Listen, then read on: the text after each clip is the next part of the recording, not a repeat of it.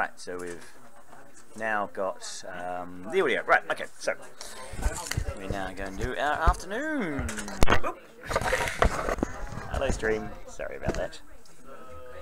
Okay, so if we go to the page, go to that. Right. Okay, so right, it's now 1 o'clock. We're back from your lunch. So, although I posted a schedule, I'm quite happy to be rather flexible. As you can tell, you guys get to vote on how things should go. This is actually part of me giving you guys more agency, rather than it being about what I think you should be doing right now. We need to be a bit flexible and make sure that it's partly about where you guys are and what you need. So this afternoon's discussion, we have a video that is, they recommend that students watch about group psychology. Right? Now we have a couple of options for this afternoon. Right? Normally what we do is we talk about that group psychology and we do a Citra exercise where we describe how you can annotate reflections. Right? Where you write down a bunch of stuff that happened, and then you can go over what you've written down and analyze what's being said. Right? So that's an exercise. Now we don't, of course, have to do that exercise today. We can do the Citra exercise next week. Right? You can also watch the video yourselves in your own time, and then discuss it later. One of the nice things about watching it together is that we can do the what's the name of it? It's Mystery Theatre 2000. Do you guys have Mystery Theatre 3000? Mystery Theatre 3000. Have any of you watched Mystery Theatre 3000? You know of it. Anyone else? Okay, so there was a late night program in New Zealand. I don't know when it played in Norway, but it was a late night TV program where they watch a really shitty 1950s movie, and they have a couple of shadow heads in front of it, and they just make like constant comments about the shitty movie. Right? It's hilarious. But if any of you have watched Hercules Returns, the Australian film. Okay, so you're going to have some weekend viewing. One, you have to watch Hercules Returns, and two, you have to watch Mystery Theatre 3000. You'll find Mystery Theatre 3000 on YouTube, I'm sure, though we watched it on normal TV.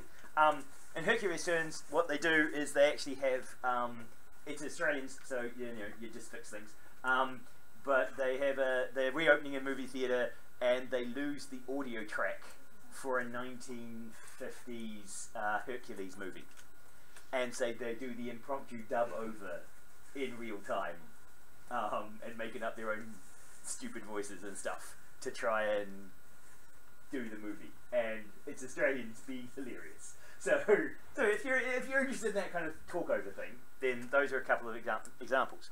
One of the things we can do is we can play this tape, and I can do some talk over about my impressions and your impressions while we go. Right? So rather than because I don't know if any of you have done that with MOOCs or with videos where you stop it and like chat as you're watching and interrupt the video.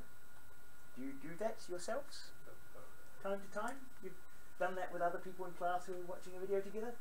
Particularly useful when you're trying to work out how a bunch of maths works, right? Because you're halfway through and you stop and go, what the? You wonder back and you talk to each other and what's he saying there? And yeah, right? So if we watch those videos, we can talk a little bit about group psychology, right? Because we're going to get you guys to write about theory and understand groups. Showing you a bit of group psychology is probably a reasonable thing to do. Okay? So we'll start with that, and then we'll do the start now with watching that video, and the online people can follow the link and watch the online video. If you want to have the link on your machine, you'll see that there's a link in the announcements to the videos, so you can also stream it on your local machine if you want to have the video so you can see it more clearly there rather than up here, which private screening. You can have your own private screening on your own machine. But what we'll do is we'll play, and I will be stopping, and we'll discuss things when either you guys want to interrupt or I interrupt, and we can just kind of like discuss it as we go. Okay, sounds very fair. We'll give it a go. We'll try. So we'll do the ABC of psychology. If we click on that link, oh right, I need to data picture turned itself off. So do we find the grey cable? No. Okay. Terrible, right? Okay. So and if we get to this page, if you go to the link, you'll find there are 4 links, 2 in English and 2 in Norwegian. And so we're going to watch the English versions. It is now 8 years old, but the human brain hasn't changed that much in 8 years' time. Well, your own brain has changed a lot, but brains as a thing hasn't changed too much. So let's see if I can actually get until 9 o'clock. Now. That might not be loud enough, so I need to go and get our other speakers. It's nice to see that so many people get up early in the morning. Can you hear it? This lecture Not really? is well, not only I'll let her play. I'll go and get my speakers. something So I will. The topics I will talk about do not only relate to EAT. It also relates to teamwork in general, what kind of teams you might meet when you go out in your workplace. Some of you who have been studying sociology, leadership, management, psychology, might have heard some of these things before. Some of you have not heard it. But it's sort of basics. And for some reason, at most universities, you don't learn this. Although most of you, most of us, we do work together with other people. We work in groups, we work in teams. But nobody teaches us how we do this. And that's why we're going to spend some time on this now. These are the goals for learning in AT. Björn, are you here? You changed the name in English for experts in team. What do you call it? What do you say? You do? Okay. Experts in team. All right. But it wasn't that before. You called it something else. Right. Okay, so you changed it from that. Okay, but now it's experts in team. These are the goals. These you know. Understandings, what competencies, and how these may contribute to others. These are the experts in team's goals for learning. How you may contribute to others. How you may convey your competency to others. How do you do it? And an ability to cooperate in solving interdisciplinary tasks. How to cooperate with people who speak a different language, not only because they come from a different country, but because they come from a different discipline. Awareness of one's behavior and how it affects a group, and that is a very ambitious goal. Psychologically speaking, that is very ambitious. The most difficult thing is to see oneself. It is very easy, or not very easy always, but it's much easier to see others. And when you come out into your workplace, you will see others who you feel or experience that they cooperate poorly. It's much more difficult to see yourself. And experts in team is an opportunity to reflect on maybe how you function in a group. Okay, so as she's saying, normally we're pretty good at pointing the finger of blame, blaming other people for what's going on in groups. So the idea here is we do want you to think about yourself, your role, and what you've done, and how you contribute to other people. Right? So how much have you done? Did you guys do that at high school at all? A little bit? So this is kind of, oh yes, this is what high school students do in Norway? Because I don't know, because I didn't go out, I didn't go to high school in Norway, so I don't know what you guys cover. And we have internationals who may never have done any of this. So some of our internationals, did you kind of really do personal reflections in your high schools? A little bit? It's been a long time. It's been a long time since, yes, we've had a whole university degree between them. Okay, now I'll just see. Awareness of how one's own behavior is affected by the group. What does the group do to you? What happens to you when you're sitting in front of a very dominating person? Do you become submissive, or do you become irritated? Do you start competing, or do you withdraw? Experts in Team is an opportunity to reflect on this, and maybe to try to challenge your own limits of your usual behavior, maybe try something new. What is a group? A group is 2 or more individuals interacting, so you don't have to be more than that. Actually, I'll interrupt. In New Zealand, 4 people and alcohol was the definition of a party. Is that in some way you depend on each other. People standing together in an elevator, that's not a group. But as soon as that elevator stops between 2 floors, and you're going to have to cooperate, how to get out of there, how to not panic, how to not use more oxygen than you need, or whatever. Then you are starting to become a group, because you have a common goal, getting out of that elevator. You have to somehow work together to reach that goal. You are dependent on each other. Okay, that is a group. What is a team? A well-functioning team. You have to be a well-functioning team, you have to agree on team goals and purposes. What should we produce? And that's okay. I take issue with what does it take to be a well-functioning team, right? Because do you guys know the difference between a necessary and a sufficient condition? Have you had that language introduced to you before? Okay, so it sounds familiar, but it's from the back dark old days where somebody mentioned it and you've forgotten about it already. So, necessary and sufficient conditions. A necessary condition means that if you don't have this thing, you can't be the secondary thing, right? So if you say, what's a necessary condition for a team, you would say more than one person, right? And so you could say that would be necessary, right? If you're one person, you are just by definition not a team. We're not going to let you schizophrenics decide that I have multiple personality disorder and that makes me a team.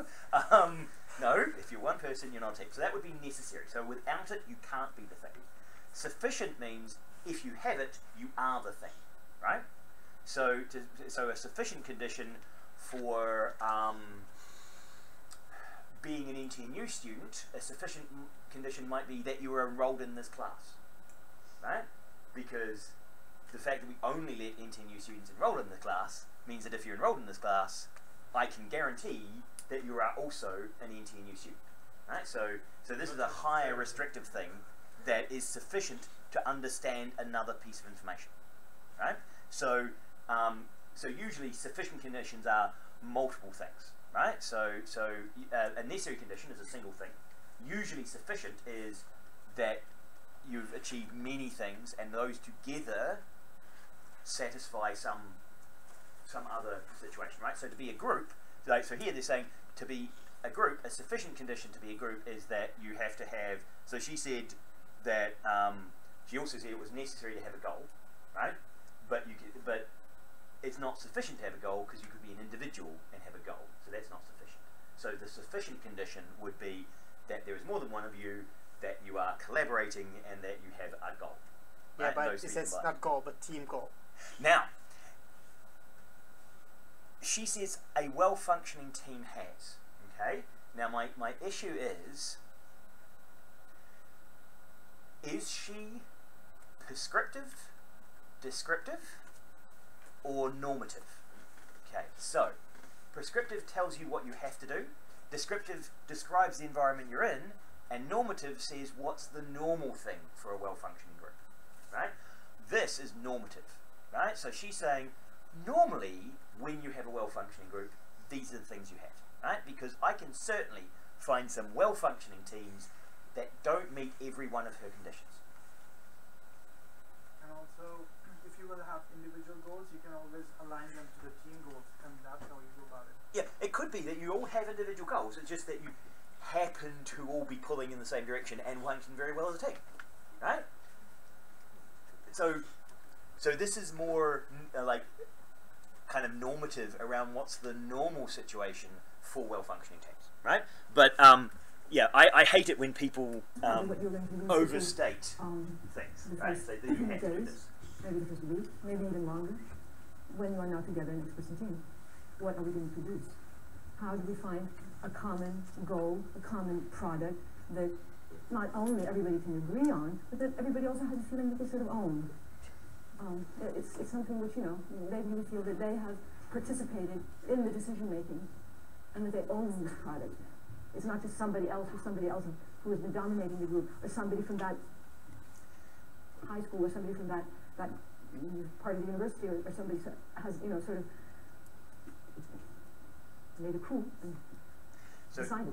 The idea is that others are, you know, she's trying to say everybody should feel ownership of the product. You have to agree, which is normative for well-functioning groups. And you have to somehow see that we have to be a team to reach that goal. You have to accept that you are dependent on each other. And the product will be better if everybody contributes. Somebody has to agree on that. That it won't be better if you and somebody else, or you alone, work on it.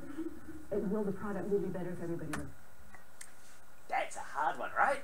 Because I'm sure you've been in groups where you felt that, you know, if I just didn't have to talk to these everything would be better. That it would be easier if I didn't have other people. Right? Is this then also saying, like, if you have a bad team member, the whole team member is bad?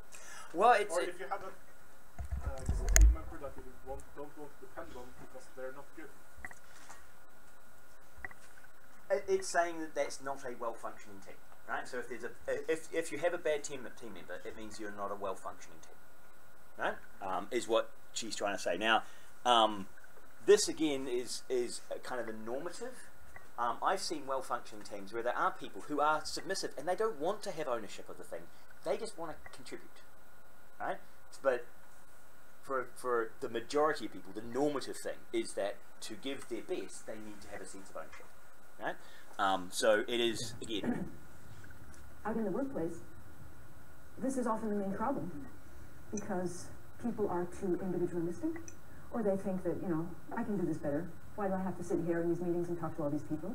One is too egoistically invested in one's own interests, and one doesn't see that maybe it is a great advantage if one works together.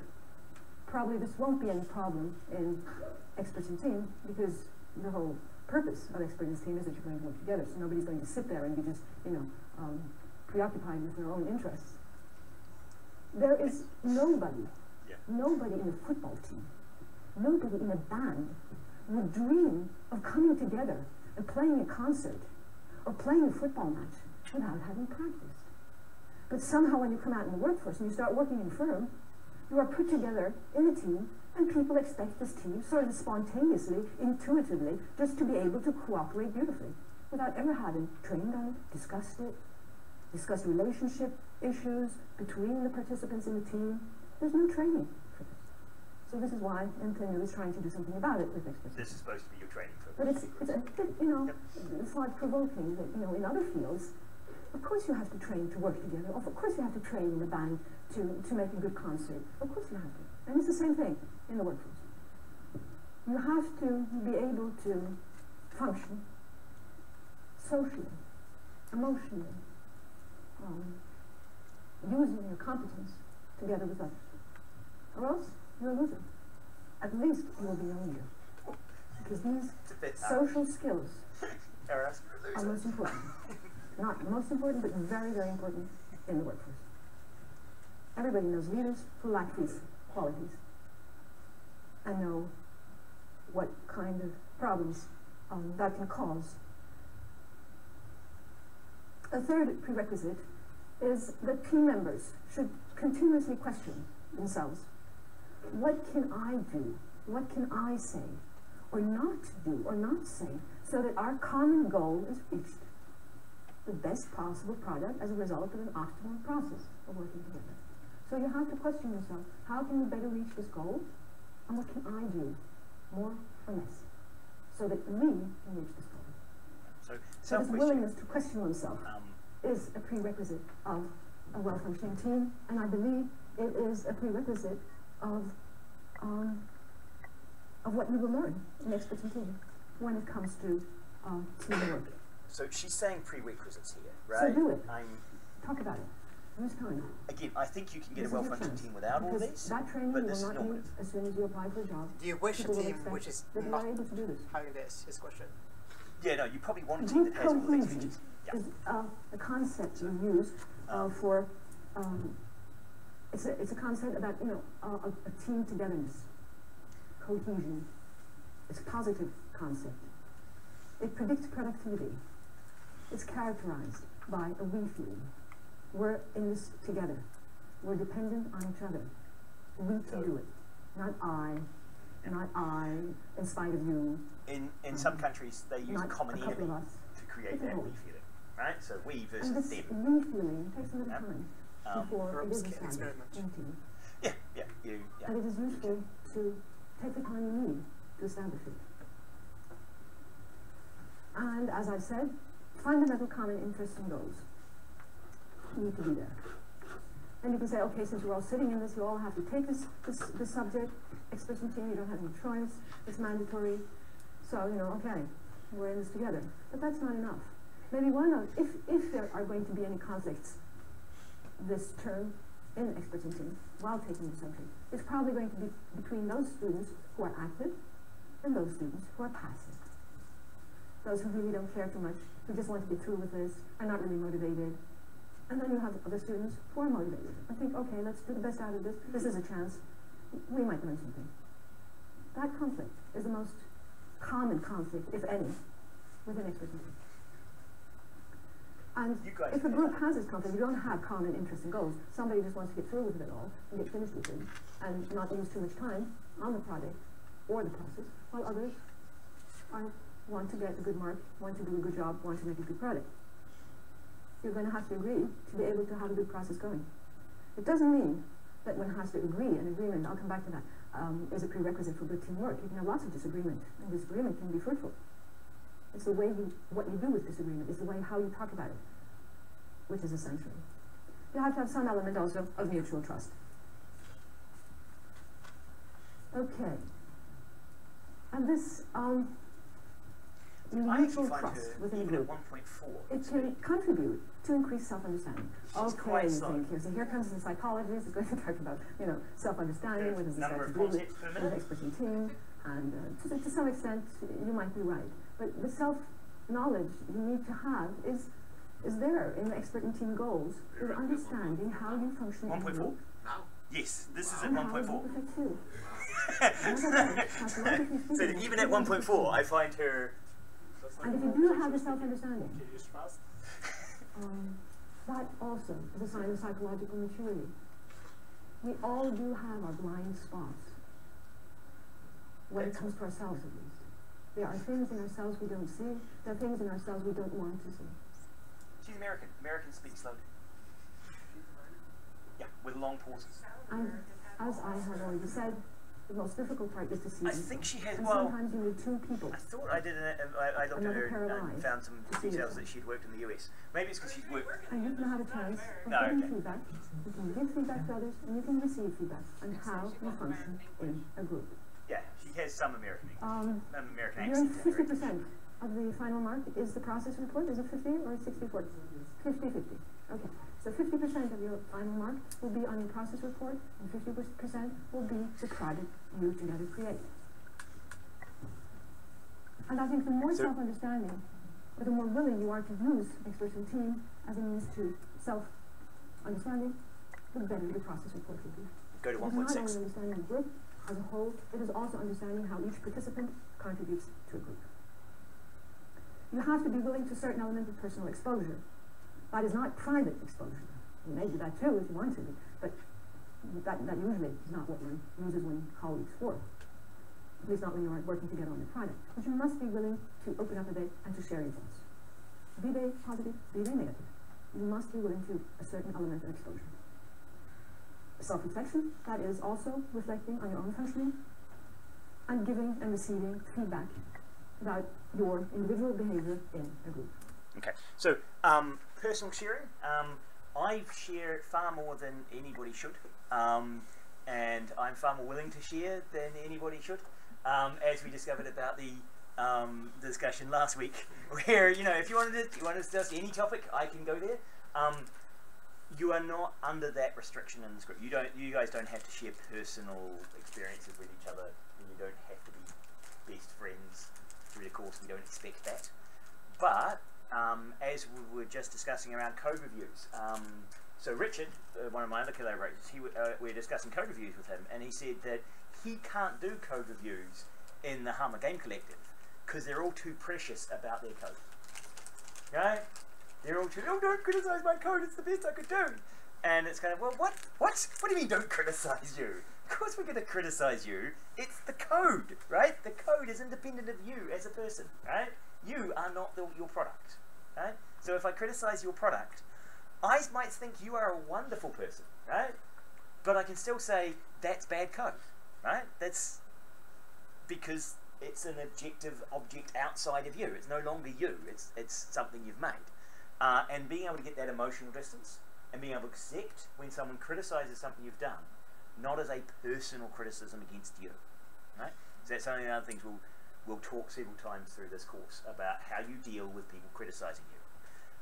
We have an interesting mix in this group because we have the computer scientists who potentially are less emotionally aware on average than the interaction designers, in the sense that often computer scientists don't care that much about how other people feel.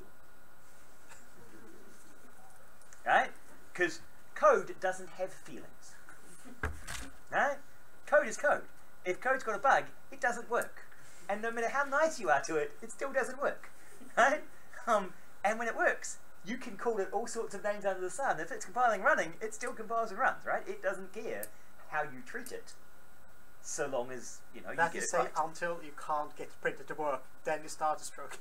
Start to stroke the printer and cajole the printer. You're a good printer, good printer. Just try this one more time. So just on average, right? Computer scientists tend to be this way. There are certainly some very emotionally engaged computer scientists. Wouldn't you say it's the same with interaction design though? If the interaction doesn't work, it doesn't work. No matter how nice you are to the interaction, it's still a shit interaction. And I think for you guys with interaction design, also because you have a clear measurement of some things, like you can measure whether something works or not, right? Yeah. And so you can objectify, you can make an object of that interaction and say, well, does this interaction work? And if it doesn't work, it doesn't work, right? Whereas if you move into the humanities and you're talking about this painting, does this painting make you feel afraid? Could do. I mean, there's no real true one answer to that, right?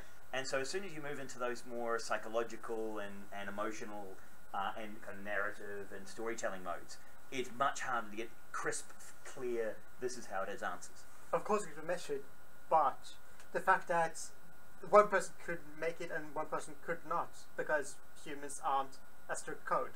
So in a way, of course you're right, but there is still an artistic element and a crafting element. It's easier to ignore if it doesn't work. Yeah. So yeah, criticism, how you take other people criticizing you, is really important to how well you have mental health, right? I remember, so personal experience, we had a group when we first came to Norway. We had a master student come in. He was very sensitive, and we were not. Right? We were a group of coders. We'd all been coding for more than 20 years at that point, right? Because I started when I was 10, and so I was 30, so I'd been programming for 20 years. All of us had been programming for 20 years. He had started programming at university and wasn't certain of his craft, right? And hadn't got this hard-nosed, we just talk shit about each other's code and we're all fine about that.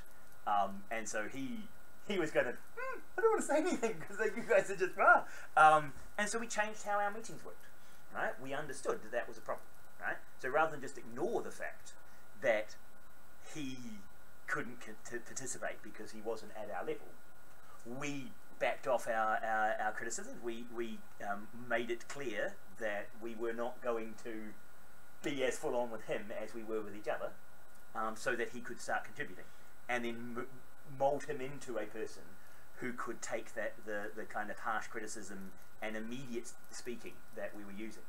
Because often in those situations, and part of the reason why computer scientists use jargon is to try and increase the speed at which we communicate, right? You often find they don't want to sit and talk to you about how you feel because they want to get a job done, right? They're task focused, right? And it seems like it's wasting time. And they don't want to have all these niceties about, you know, cushioning a piece of feedback in a lot of, oh yeah, I really appreciated all the work you put into that function, the variable names were fantastic, the layout was really well done, I can see that you kind of worked really hard on matching the coding style, but there's this one off by one error you've got in your array access that gives a segmentation fault, right? They're just saying, they're more likely to have the finger of blame that says, you seg faulted the code, fix it. Right? And you as a programmer say, oh yeah, good, okay. And just get on with the job, right? None of this, I understand, no couching of this discussion. Now, if you do that to about half the population, they will cringe and not want to keep working with you because you've just yelled at them, right? There's about 10% of the population who don't even know that you yelled at them because they don't understand human interaction, and so when someone uses an aggressive tone, they don't notice it because they're slightly autistic and they just don't hear emotion in voices, and so they'll just work perfectly normally. Yeah? And there are companies in Germany who only hire autistic people for that sole purpose. You should not mix autistic but with the one you're thinking about, which is the yeah, I've of course forgotten the name now. Do you remember? So there's a lack. It's within the spectrum. Yeah, it's within the spectrum. So Asperger's is one. Yeah. So Asperger's has been removed as a separate diagnosis because they've decided it's all in the spectrum, right? But of course, there are some autistic people who are emotionally responsive. So it's a spectrum disorder. You can have different features of it within a single diagnosis, right? So it's a bit of a catch-all spectrum diagnosis at the moment, but for some of them, right? So there's a small group of people who just don't read other people's body language, right? And some will get fixated and those sort of things. But the idea is that how you interact with someone, if I just tell you fix your frickin' code, right? If you're the kind of person who can take that kind of complaint, right? If I say that to you and you're fine and we still go and have a beer and everything's fine, that's okay. But if you're the kind of person who, oh fuck, and withdraw, then I've just destroyed the team, right? It's not the fact that you feel sensitive about me yelling at you. It's not your fault that you feel sensitive because that's who you are. You feel sensitive when people yell at you, right? This is a kind of normal human response. It's just if you're in a group where you get used to a standard way of behaving that doesn't work with everybody in the group, someone comes in and they can't integrate, they can't come into the group, right? So part of this is also working out, you know, how do we deal with a broader range of people, right? And sometimes you can't just yell at people and they'll get things done, right? I try not to yell at people to get things done, but I do know some people who do. Have you met people who, like, military? Some of the military use yelling at you to get things done? Yes, you've seen that? So yeah, so understanding kind of personal, giving feedback and receiving feedback. That is essential for being a good colleague in any working environment. It is also very difficult.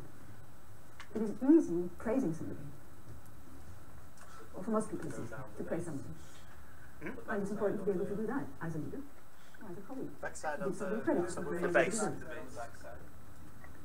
But you also have to be able to say something which might be uncomfortable for the other person to hear. How to say that in a manner in which the other person can accept.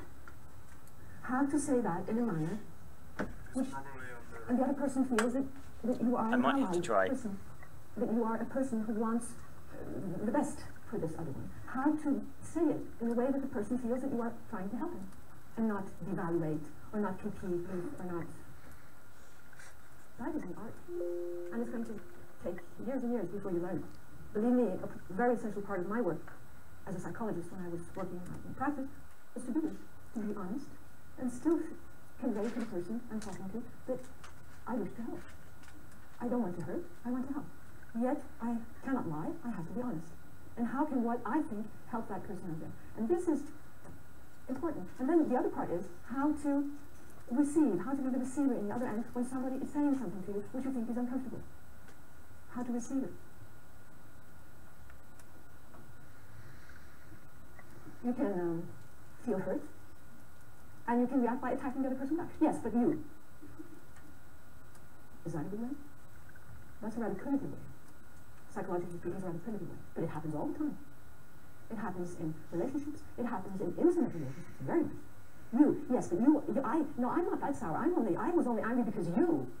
No, but when you come home and you start doing, you're standing there and attacking each other and shooting each other. And nobody, no part is willing to self-reflect and say, okay, all right, my contribution was maybe that, yes, okay. And then the other part said, well, yes, all right, and I seem to, feel rejected when you behave like that, and that makes me angry, and, It's not always easy to hang that dialogue.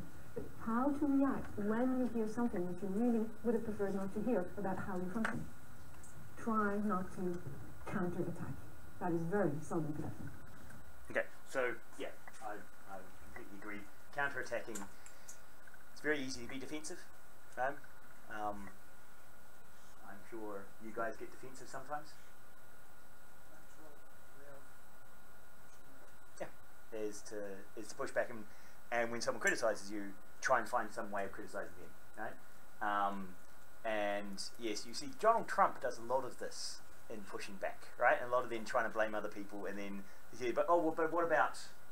And Hillary Clinton seemed to be on his mind quite a lot as a way of deflecting.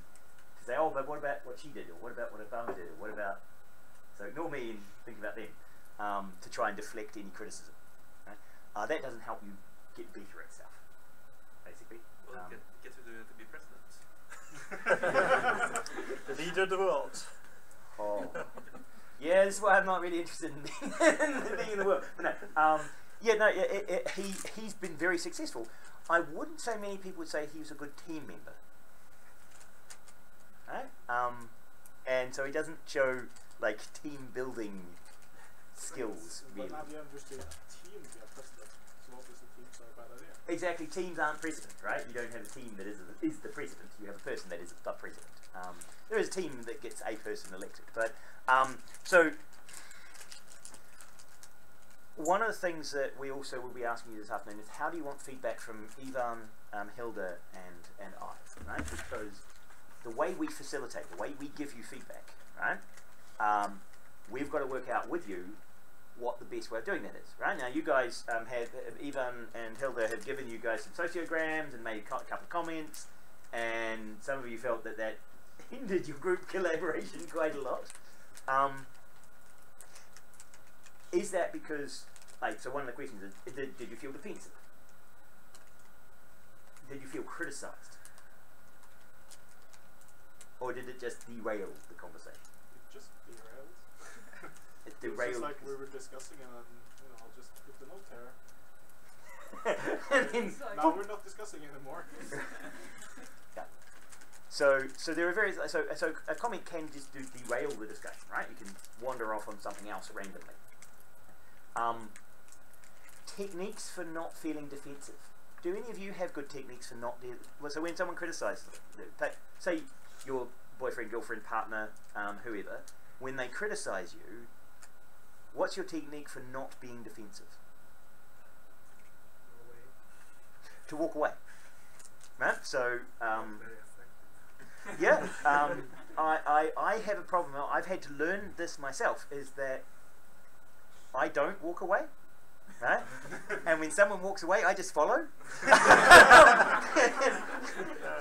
It just makes it worse. So when Rachel tries to do the right thing of, I'm going to walk away so I don't say something I regret now, I would just keep following because I never say things I regret. So I don't understand why you would say something you regret, because obviously you're just saying how you feel, and you can't regret how you feel because it's how you felt. But no, how you felt at the time is how you felt. That's how I felt. I might feel differently later, but how I felt at the time was how I felt at the time. So for me, I don't understand how you can regret how you felt. Right? So you just feel the way you feel and you talk about it. But you could regret what you did with those feelings in how you interacted with others in that situation. Well, yes. So particularly if that creates some conflict that you can't resolve, right? And so you can regret the consequences of that feeling, right? And that's usually what people mean, is they regret the consequences of the feeling rather than necessarily regretting the feeling, right? You see this sometimes in humour when people they discuss laughing at racist jokes. If you snigger, because you're kind of racist. But then your higher brain kicks in and says, wait a minute, that was being racist. I shouldn't snigger about that. And then you collect yourself and don't keep going. There are some people who don't collect themselves and just keep going racist. So, yeah. It's not necessarily racist. It's not necessarily racist. The concept of you can still recognize the type and see how it could be funny without saying, "Oh, I hate such and such." I hate those kind of people. So, Yes, you recognise the social contract and laugh at the funniness of the construct. Skills and ability to cooperate in a team. We have two kinds of groups. In expression teams and many other contexts. One type is the heterogeneous group. In expression team, they're cross-disciplinary. That's not you. As far as I understood, you are all more closely, not that cross-disciplinary. Is that right, Jim? Heterogeneous groups need more time to establish this we feeling, right? The prerequisite of a good, well-functioning team is a we feeling. But because one is so different, it takes a little more time before this feeling that we're in this together is established. The differences may be experienced as a bit disturbing. Oh, he doesn't even understand what I'm talking about, he's on a different planet. Any of you been disturbed so It's far? a little more challenging, a little more difficult. Very disturbed. But the participants in heterogeneous groups, they may represent an adjustment within the group, a countermeasure. This is an interesting part, and it's an important part, because it is not obvious to everybody what one is talking about, and some people are from another discipline, and they think, as I said, they're on another planet, and then they say, hey, but why do you have to do it that way? Can't you just do it like this? And nobody from that discipline ever thought of it. So you have this internal sort of correction, adjustment. Somebody is bringing in something from the periphery, something from the outside, which makes the group, oh, yes, here are somebody who sees things maybe with a fresh eye, with another completely different point of view. Quite So useful it may make international. these kind of groups a little more exciting if they do work, a little less dull. Sometimes you actually need the entire backstory. Homogeneous groups. They are team participants from the same or similar disciplines. Often, not always, in the workforce.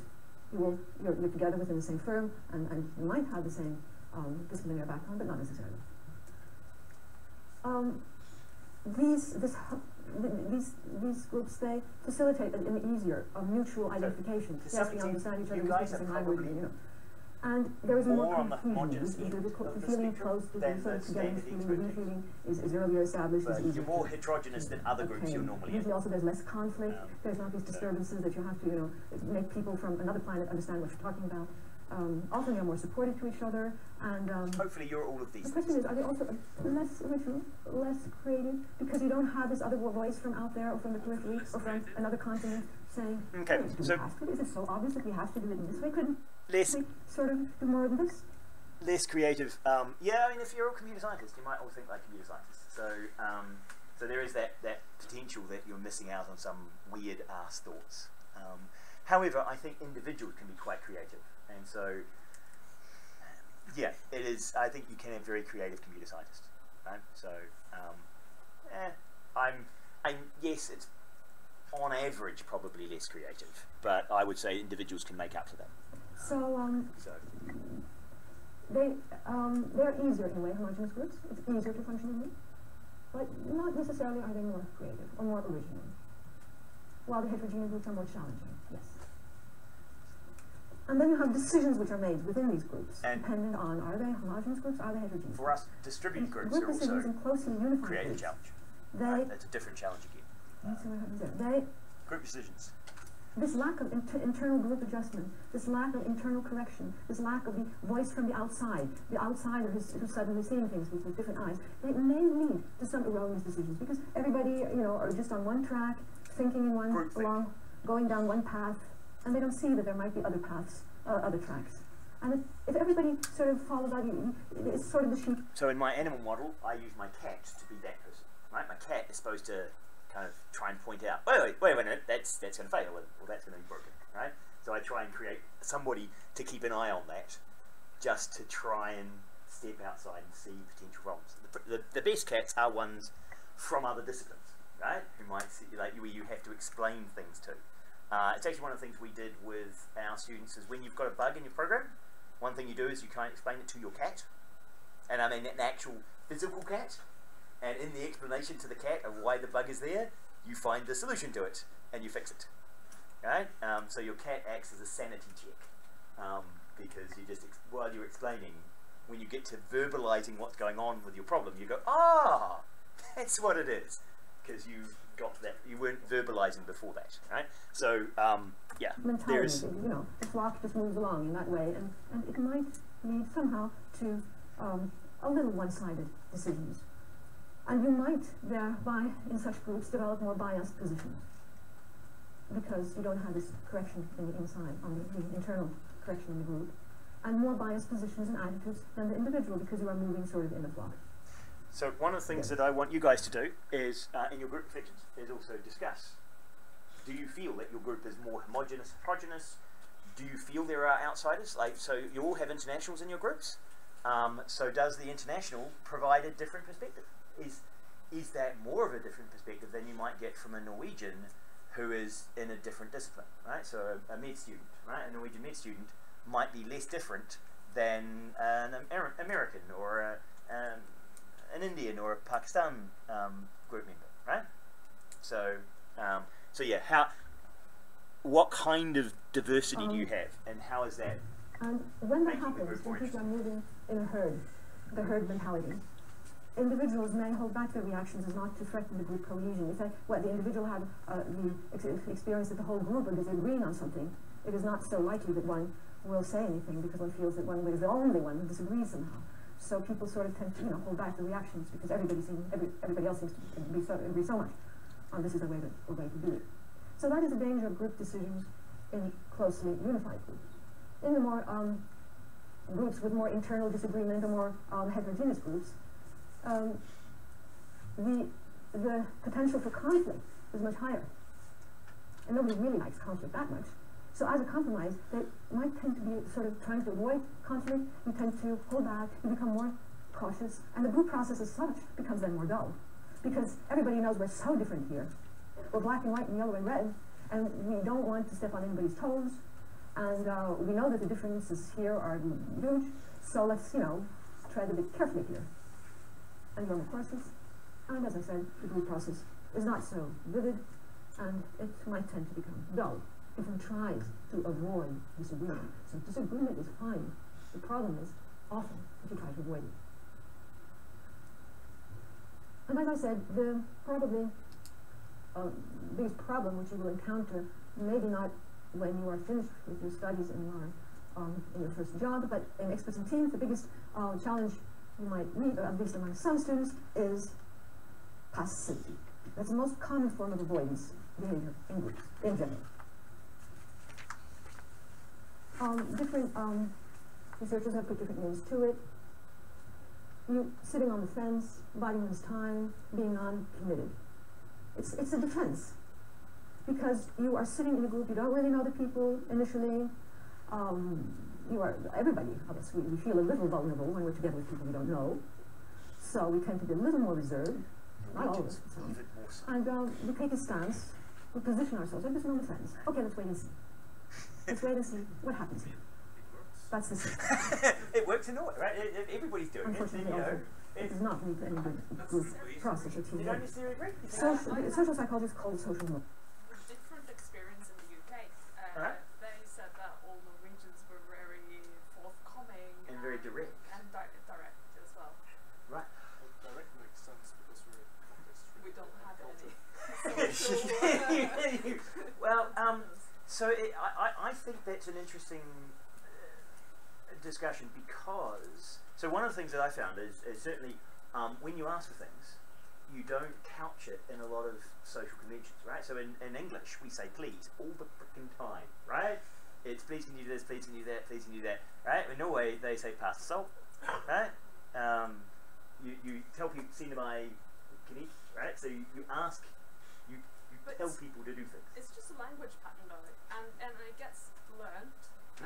So when I moved back, eventually got a boyfriend, he was like, why are you excusing yourself all the time? So I was just like, and it's just like this reflex that gets embedded in your language, and you don't really mean anything with it in the UK, or I guess.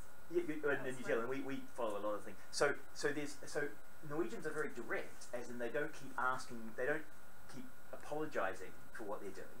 They don't ask, they don't say please. They don't sort of say please, if you can, would it be alright if you, right? So you don't add that half a sentence worth of padding before you start to say something. When I learned Norwegian initially, it's like "Vær så snill." Would you please, or would you be kind enough to? Yeah. So I use that, or "Vennligst." It's another, but it's nobody knows. I used it a few times, and I felt it's so odd that I use it. So we were told children use that when they're begging for things, right? And that's the only time you hear it in a way, right? You don't. The adults don't do that kind of pleading, right? Whereas British cultures do. So they're direct in the way they say things, but they also they hold back for quite a long time, right? So I found that Norwegians tend to wait and be silent for a long time. They don't jump in. They don't take possession of a conversation. So what I've been noticing working with the international students at my previous college was that usually they were either saying that Norwegians were the most cold society ever, or that they were the warmest ever. That's basically because how long had you known the Norwegian guys we were talking about? Had you known them long enough that the social barrier had sort of been broken and you could say everything? Or were you still at the point where, Let's say nothing. Yeah. Yeah. So Norwegian, they tend to sit on the fence in this early phase, the passivity. The first response is to basically just give you space and let you work it out yourself. And but once you're in, they don't couch everything. They're not as standoffish as other people might be. They don't have. And America has the idea of false friends, right? Where there's a bunch of these people who you're really friendly with, but you never actually say anything to, right? Because or you secretly hate them. Facebook did a stat in the US: 50% of the friends you have on Facebook don't actually like you. They did a survey, and in America, 50% of your friends on Facebook don't like you. I should go home and delete some people. So if you delete the wrong 50%. I have no friends. You know which 50% don't like you. Yeah. So, but I think there is this kind of standoff initially, but then a very different pattern. And I think, as you say, once you've got past this early phase of standoffishness, then they're good friends, right? And you can talk. But it's a different way of doing things. It's sitting on the fence.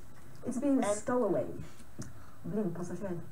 I don't think. And the position you take then is sort of that you have a feeling that my individual contribution doesn't mean that much. That's I because guess they're it makes sense. defensive. I mean, I can see what happens. My contribution will change anything anyhow. They're not.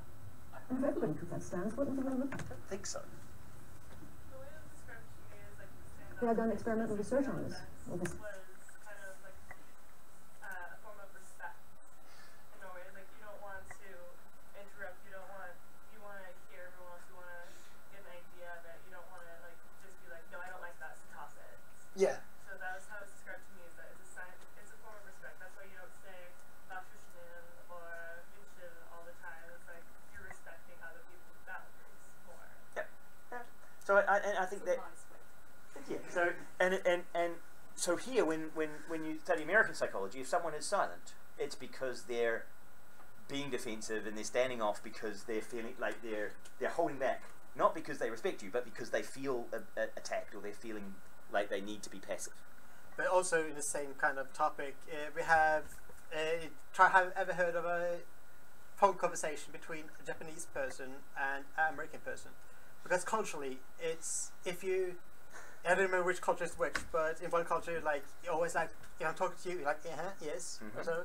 And other ones, like, if you do that, that's offensive, so you should absolutely not do that.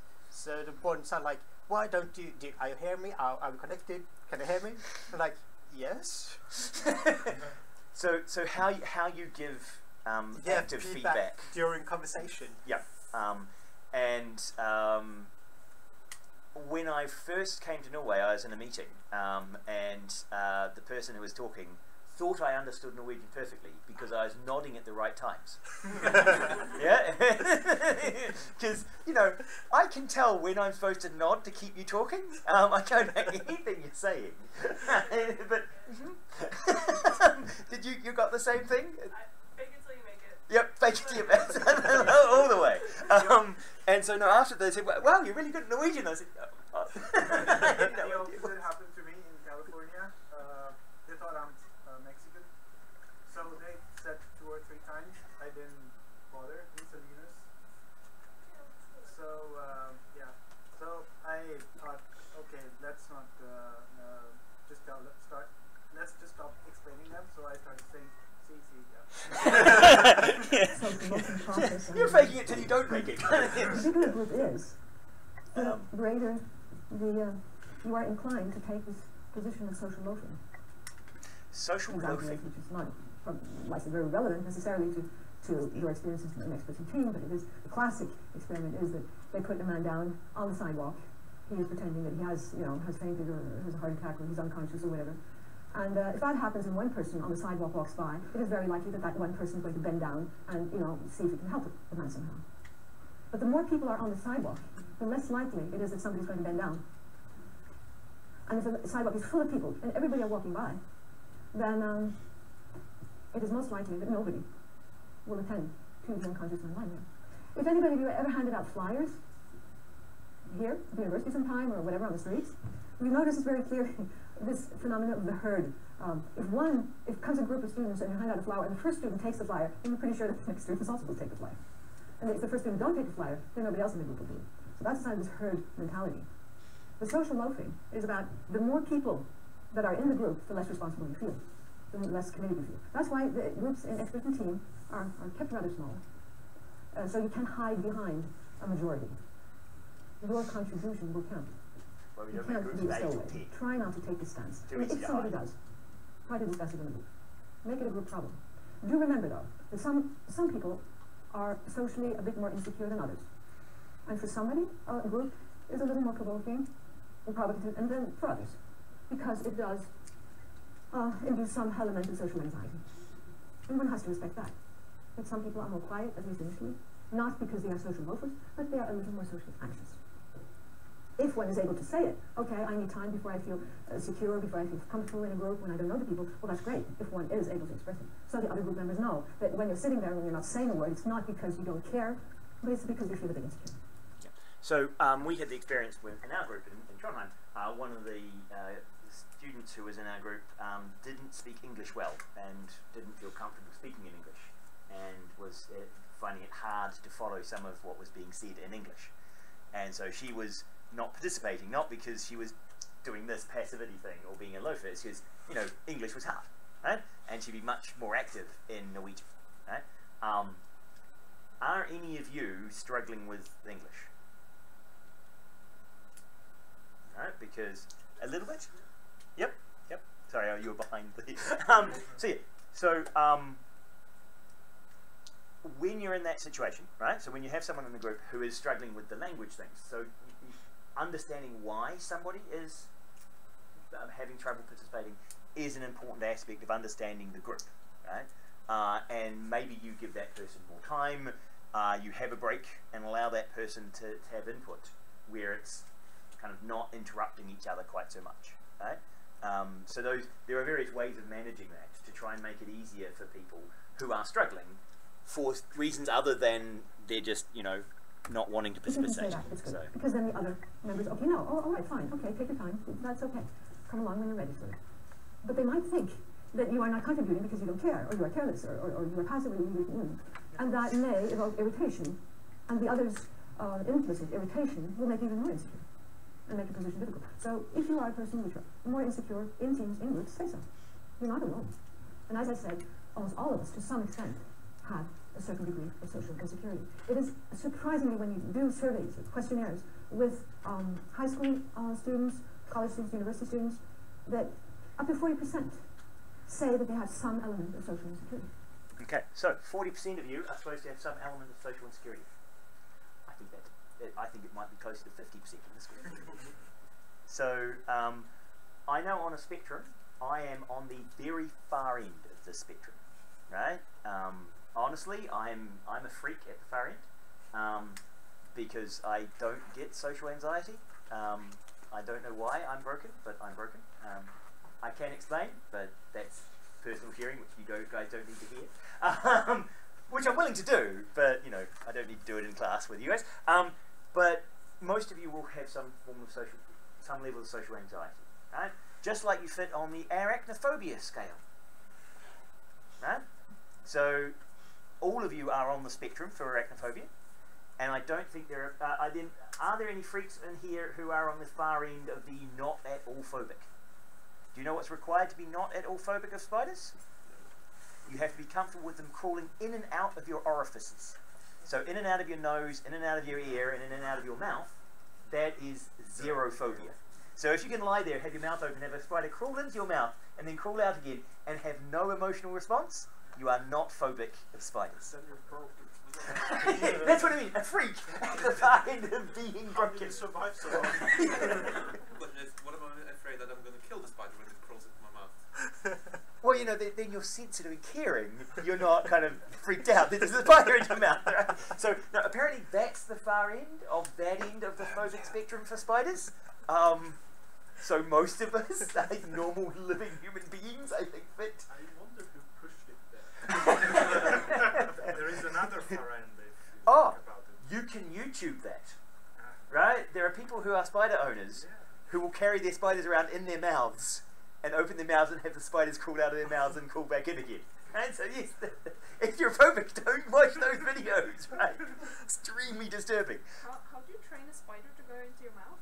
It's a dark area. It's a warm, dark area. They're comfortable. Like dark places. Yeah. The spiders are perfectly comfortable in your mouth. It just doesn't seem too safe, but I'm not a spider. So but yeah, so and the other end, again, so I'm if there was a person at the other end, they would have left the room screaming, right? Because there are people who are so phobic they can't see the word written down, right, without freaking out, right? So the fact that I'd said spider, I would have had to have a trigger warning that I was going to mention something related to creepy crawlies, and then they would leave the room, so that when I triggered them, they wouldn't freak out and have to have a ventilator and leave the room, right? So that's and that's, again, that's also slightly dysfunctional, right? That you can't see the word spider without having a breakdown, right? I'm hoping all of you are in the spectrum between those two.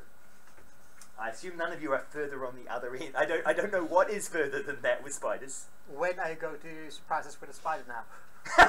no, I'm not going to surprise you with a spider. But yeah, sure. Just to think, and I thought about this last week. Trigger warnings. Trigger warnings are in the US now, quite a lot. Yeah, on the TV. And they give you warnings on the TV as well before they show stuff. And in universities, we're supposed to give you trigger warnings of when I might discuss something that might make you feel uncomfortable. Right? Particularly, there's actually more around if someone has post-traumatic stress around a traumatic incident. If that incident comes up in class, that might sort of like blow them away for the rest of the lesson, right? So if you were a rape victim and someone brings up rape in class, suddenly you get triggered, and that's where your mind is for the next hour or so, and so you miss everything that's going to be discussed, right? But if you knew it was coming, you would have prepared yourself, and then it wouldn't have been a problem, right? So that's the intention. That part, so the trigger warning actually works. Like that's the one that makes sense. Saying like, you know, I'm going to talk about it, so prepare yourself. The problem is sort of like when it goes too far, and it's like, you know, you're not allowed to talk about it. Yeah. So the American gets the comment because they created this. But also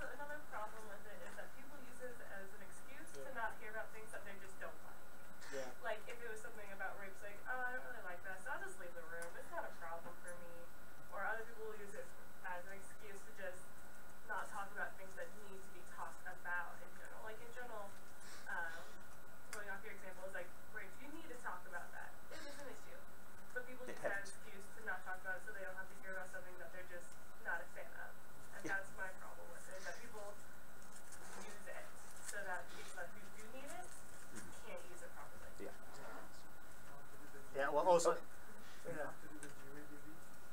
yeah, they're asked to get out of it. But, yeah. Also, the problem it creates a problem where the lecturer aren't allowed to talk about the topic, which is it even happened at Harvard.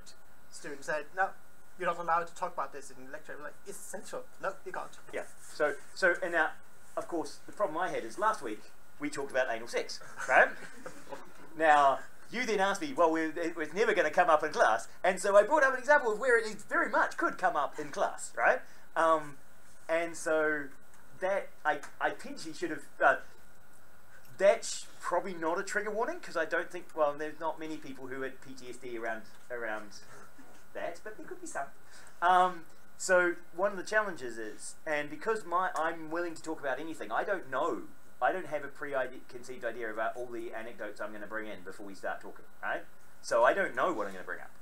So the challenge is, I may say something that will trigger you, right? If I do, I'm quite happy for you to send me a message in any way that you can, right? Even any anonymous route through on piece of paper saying, so just show you a sign. Yeah.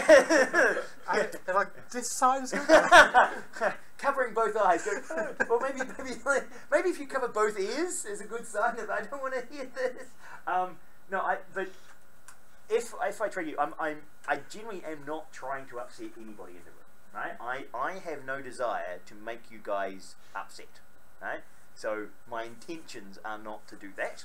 If I do, I'm sorry, and I will try and discuss with you why that happened. In your groups, if you want to avoid particular topics, you may actually have to bring those up before they happen, so that people know that this is off limits, right? So we agree in the group we're not gonna go down that route, right? Because I get very emotional about that, or it's hard for me to discuss that, right? So if there are any topics, I'm also quite happy for you guys to tell me that to tell kind of the reverse trigger warnings, right? Is the we can set up an anonymous way of you telling me, and I can do that through Blackboard or whatever, topics which you would like to avoid because they make you extremely uncomfortable, right?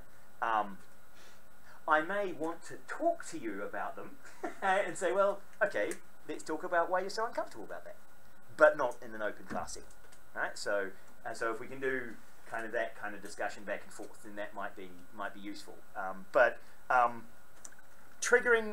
Trigger warning. I'm sorry I didn't give a trigger warning last week about that. I'm sorry if I miss out on any trigger warnings for things that come up. I don't intend to offend, right? And it's not my job. But I also don't have a very good filter on knowing what will offend you. So sometimes you just have to tell me. So, yeah. And each other. Okay, when we're alone in a single room, we don't experience that social insecurity. When we're together with close friends, we don't experience it. When we are at a party with people we don't know, we experience it more, and people tend to use alcohol to reduce that social insecurity. When we are in a group and we're supposed to convey our competence. Competence? I'm a master's student. I don't feel competent. Okay, but you have learned something. You're master's students. You're all really good at stuff. Honestly, you should feel confident. You've got your bachelor's. Are better than like 95% of the population, right? You are the top 5%, right? This is just, by the numbers, you guys are the best in the country. Yes? I don't feel that. Like, you don't feel it, but you should. You need, so building up self-confidence is also something we can do in the script. Social insecurities, right? So she said that 40% of you feel some sort of level of social insecurity. As I said, I'm on the far end. How many of you are afraid of public speaking? Feel anxious when you have to stand up in front of a group of 100 people? Okay. What are we talking about? It's right. Presenting your projects that you've worked on. Okay. So how many of you feel some form of social anxiety going to a party with people you've never met before? How many of you who've used alcohol to compensate for that? most of the people who feel socially anxious use alcohol to get over that. You know. So social anxiety, people who feel social anxiety, it is a real thing, right? And you know, you have to feel it. You know, sometimes in your group you'll feel socially awkward, right? As you get more familiar with each other, as you get more familiar with us, with me, hopefully some of those anxiety decreases with understanding and knowledge. So, yes, more general question. Will you talk anything about stuff like imposter syndrome? So the imposter syndrome, I don't think she ever mentions the imposter syndrome. It's something that I mentioned in my game programming degree, and actually one of the other students said had it as a revelation. He'd never heard the phrase before. So the imposter syndrome. How many of you have heard of the imposter syndrome? So my students have. Okay. So more than half of you haven't heard the imposter syndrome.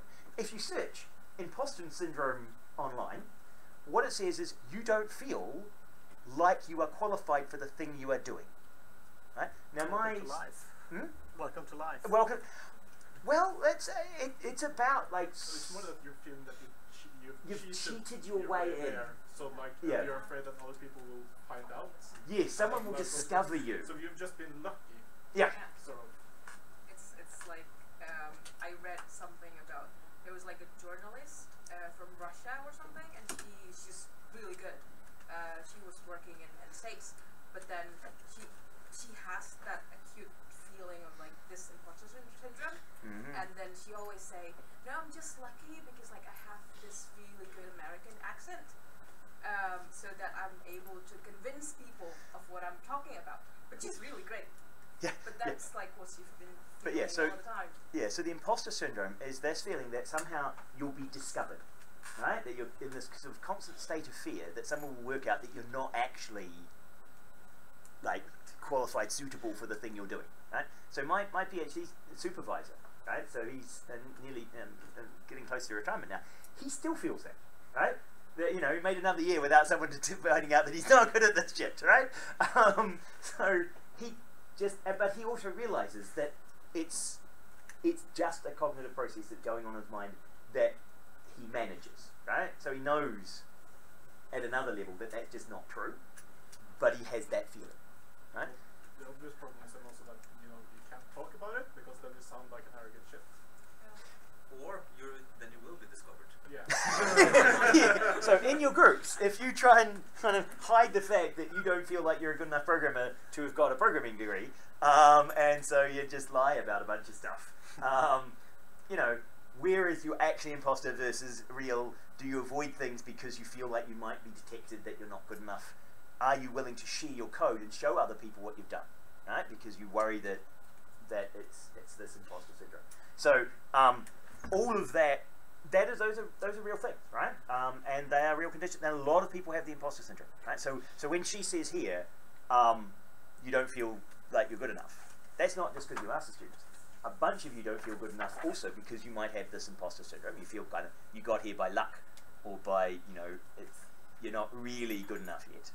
And it's just sitting in the back of your mind, being there, saying, hey, maybe you're not really good enough at this. And sometimes you can use that to drive yourself forward.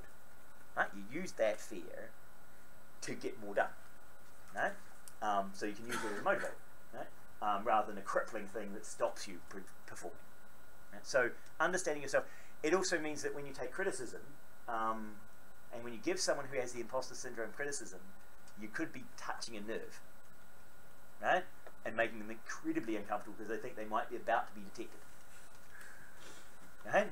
And so understanding where the other people are in their psychological state is really important for this. Now, listening to lectures, you have learned something. Okay, how can you convey it? Okay, let's take another slide or two before we take our break. So, I was thinking we'd get because you guys have been sitting for long enough. You disclaim responsibility.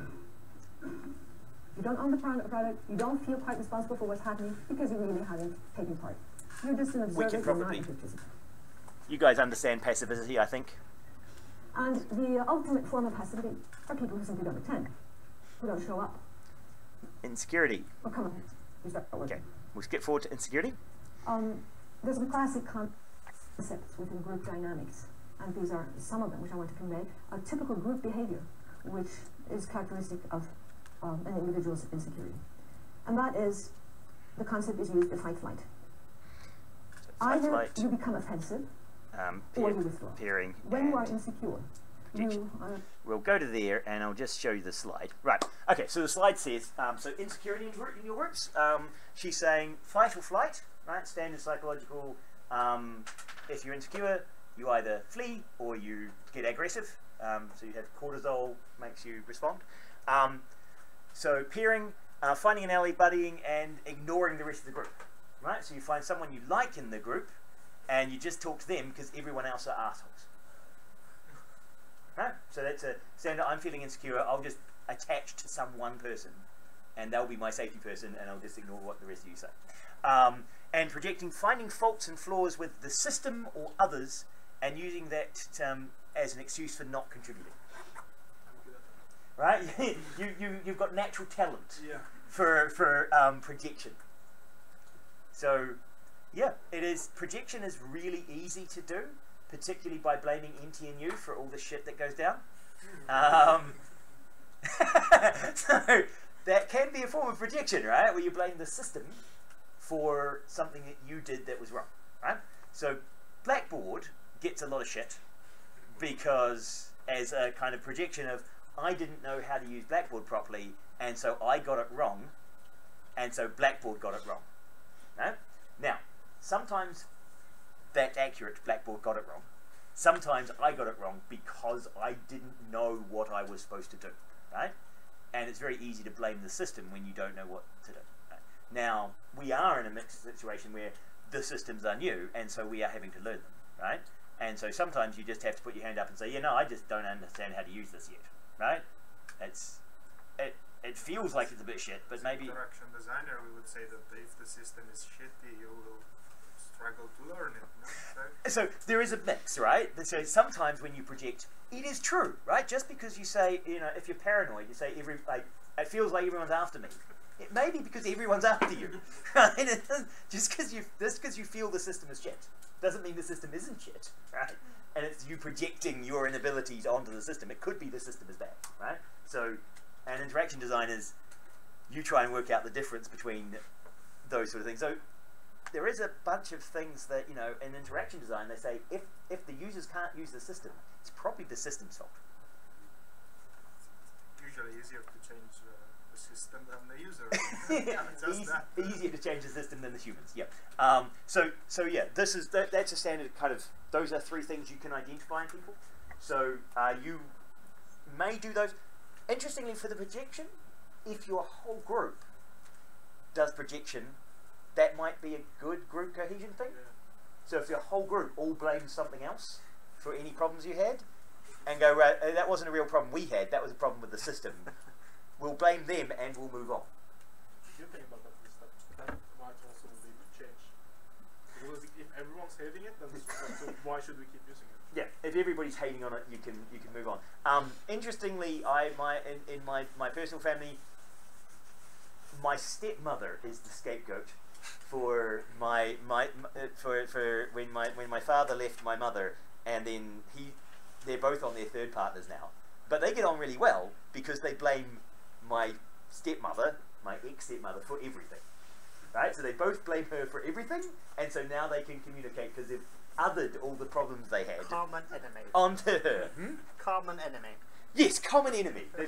She's the common enemy. They can now collaborate because they've packed all of the problems, shipped them off to her, and they blame her for everything. Now, so that's a kind of blaming someone else. But for the group, it could be productive. Right? So it's not that these things are always bad. Here, but, instead, you put some out there. That somebody out there is the fault of something. It's somebody else's fault that this is like that. You attack or you accuse. You find faults and flaws with the system, with others. You find a scapegoat in your group, and you use it as an excuse for not contributing. Right. Okay. So she just talks about insecurity. So we'll have that pause, and we'll. It does appear in groups. Yeah. So the bad thing, as she says there, the bad thing about doing that is when you pick someone in your group to blame, and you cast them out, right? And you say, right, we're gonna blame you. You're the reason that our group doesn't work. You have to leave. I'm a Juna. Well, yes, you're the Judas goat. You know what a Judas goat is? I know what a joke is. You know what a goat is? Yeah. you know what a goat is. Well, it's halfway there. And you know who Judas was Probably her name. in the Bible? Betrayal Right. of Jesus. Betrayer of Jesus. So a Judas goat, do you know what a Judas goat is? Betrays the herd. Hmm? It It- betrays the flock or herd. Yeah. So so usually you put a Judas goat in with a bunch of sheep, right? And a Judas goat leads the sheep to the slaughter yard, and then you let the Judas goat go back out, and you slaughter all the sheep. So that's what a Judas goat is. It's a goat used to convince a flock of sheep. So it's a golden survival instinct, seeing as he's the one that actually survives. Yeah, they also survive, right? You need the Judas goat. So yeah, so it's herding, but by having someone like an embedded person in the group. Now, if you can find the Judas goat, you can blame them and not follow them to your destruction. But we're not placing Judas goats in each of your group, right? We haven't had a separate meeting where we've like secretly placed someone in each group who has a hidden mission. This is not a role-playing game where we've given you one person in each group the mission to make the group fail. So, That's how they do that. you know, Yeah, you got to pay me, right? It's not the seventh role in your animal. it's not the seventh role is the goat. The goat's job is to make sure every group fails, so you have something interesting to write about. The cover goat. Yeah, so maybe we should throw in some goats. You can include like previous year students. So that Yes. is like a rite of passage. A rite of passage, they get quite You get to read the next year's students. actively try and screw up all of your groups. But no, so Next year. yeah, and then you guys get to do it to other people. Payback. So one of the things, the reason why we talk about these is it's useful to think about. Can you identify these in other people? No. Can you identify when if PMS here is starting to do projection and saying, hey, that's projecting. Like, is it maybe we can find a way we can work around that problem, right? Rather than just blame someone else and then not do something. Right? So that's why we introduce these things, is to help you guys understand how you can tackle when you see someone getting high cortisol, doing like groups, subgroups, cliques forming, and projection, that you identify them and move on. Okay, so we're going to have another break now because you guys have been sitting down for long enough. So get up, walk out, come back, 10 minutes. Yeah. Get some fresh air in here before the class starts again. Oh, it was it?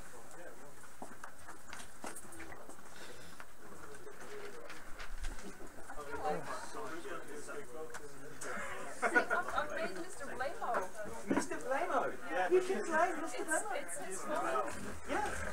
Yeah. Yeah, Mr. Blamo sounds like an excellent other. So we should just do one feedback now.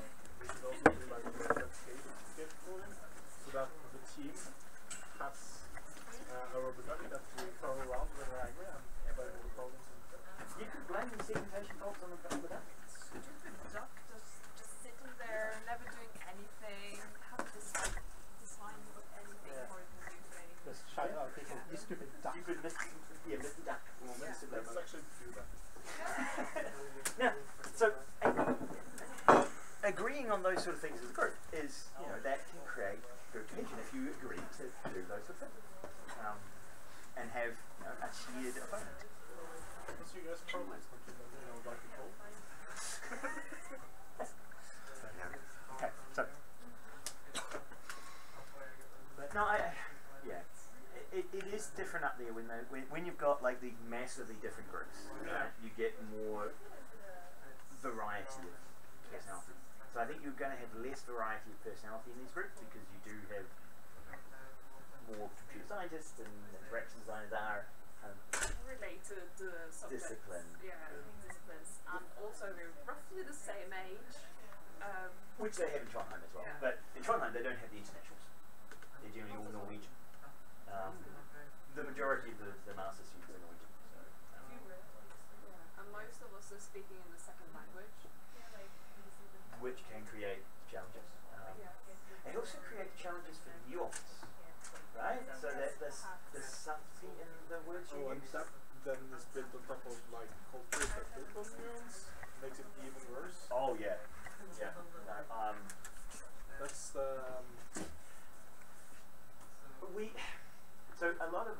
English speakers, one of the things that I do as an English speaker is I kind of have a filter for English as a second language people. Okay, so you just strip back your vocabulary, or Well, I turn off the language as measure of capability sensor, right? okay, yeah. So a lot of Norwegians use and I've seen this and I've heard this from other people, not so much from me, but if you speak Norwegian badly and you look Polish, Yeah. right? They think you're thick. Well, that's the thing. But that's something that we learn in school. That sort of like always annoys me. People go like, if you have spelling errors in your argument is less valid. I'm like, why? They do that in English too. Yeah, But it doesn't make sense. It's like saying your I think it makes idea. sense. The idea is like your argument is broken because because you haven't told it perfectly. Or through you're the not as medium reliable, using. or you're not a good worker. So yeah, they use spelling as a proxy for quality. Yeah. Right, Which so it- also means that if you are dyslexic, like I can't apparently have valid arguments. It's not possible. Because you're dyslexic. Yeah. Um, I'm just like dyslexic, so which is a very annoying approach, right? yeah. And the thing is that as English is a second language, you turn off that filter because you hear, international leaders who you know are brilliant speaking badly in English, but it's like their fourth language. I don't speak a perfect grammar, and I know I'm not speaking perfectly, Yes. but I do it anyway. Yeah. so when you hear foreigners using it with an English with a foreign accent speaking English, you often give them a pass on some of the nuances and quality and spelling or things because well, they've already got other languages they can speak, and this is That's another different thing as well, because in UK again, they were all like, but you speak a different language. It's not your first language. Like, we only speak English. We had French for 3 years, but we didn't know any of that now. So that it's enough to impress them. It's just that you speak a different language. Like, So you already know Norwegian and you understand Swedish as well. I saw you speak to those Swedish people. And it's the opposite in the US, because like most Americans don't know a second language, and then they just laugh when other people try to speak English when it's not their first language. And like, you can't even attempt to speak a second fucking language, and you're laughing at these people who know at least 2, if not 3 or more. That's a major difference between Americans and the British. yeah, and actually one of the things that I find interesting also with Americans is you have an image of America, but Americans you meet outside America usually aren't like the image you get of Americans who have never left. I don't know. I can't say. Yeah, but it's like so the group of Americans who have chosen to experience more of life already are kind of categorically different to the group who have Well, never. it's also interesting that only 20% of Americans even have passports. Yes, which kind of indicates that the 20% you meet are quite a small subgroup. On the other hand, the USA is massive, Yeah. and it's so diverse, and has so many different cultures and dialects. It's just like, Do they have dialects? You do have dialects. Yep. Yeah. I hear some slight differences, but I wouldn't consider them dialects. and socialects, and Yeah. like, You do have dialects and you do have socials. Yeah. Norway has bigger variations. That's why in I'm their dialects. comparing, because Yeah. compared to what I hear here, it doesn't sound like dialects to me. There's this awesome YouTube video where there's like 2 people with like the 2 most difficult to understand Norwegian dialects from like each side of the country. They're trying to get them to like cooperate on assignments, and you're just like, as a viewer, it's sort of weird because you're just sitting there like, I don't understand any of you two, but you don't understand each other either. The language variation. Americans understand each other, right? So the dialects, you partly because you see enough television with all of the variations in America. The thing is, most of the stuff you see on television also, most of the people come from either California or They're on the rim, the majority. New Zealand is interestingly a bit like Norwegians. So Norwegians can understand Swedes and Danes and Icelandic a little bit. Okay. but you get Swedes and Danes because they have Swedish and Danish television, and they hear Swedish and Danish. Well, we get like in conversation. Vocal Swedish and written Danish. Right. That's exactly. Because basically Norway is a combination of the tones of Swedish and the written part of Danish. And also, since Norway is the little brother of all those, basically we have grown up with, of course, Swedish TV. I grew up close to the border.